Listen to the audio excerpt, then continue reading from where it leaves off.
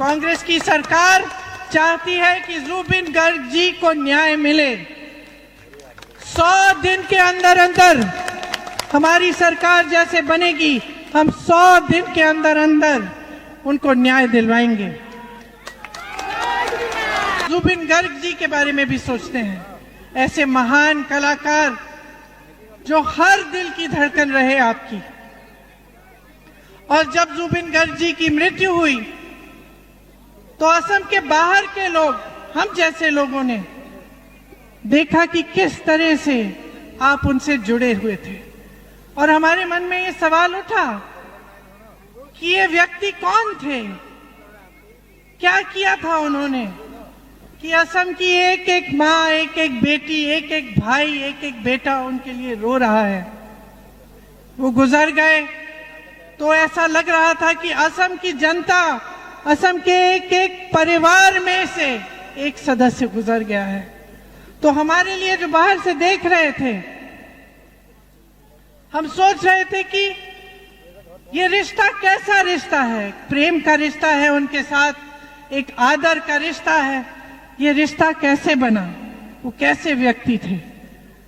आस्ते आस्ते हमें ये बात समझ में आई कि ये रिश्ता इसलिए बना कि जुबिन गर्ग जी आपकी आवाज थे, अहोम की आवाज थे, असम की अभिव्यक्ति थे।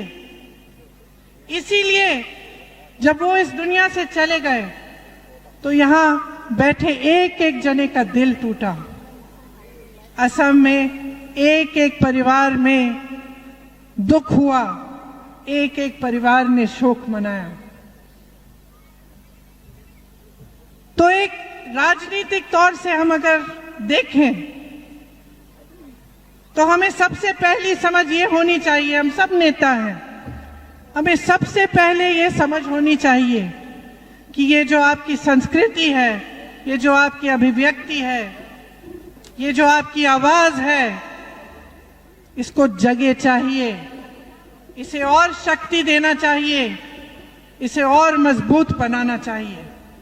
जिस तरह से जुबिन जी ने रास्ता दिखाया, उस रास्ते का राजनीतिकरण नहीं होना चाहिए, उस रास्ते की सुनवाई होनी चाहिए। हमें देखना है, हमें समझना है कि उस रास्ते पे चलने वाले जितने भी अहम की जनता है, उसके लिए हम कैसे एक बेहतर असम बना पाए।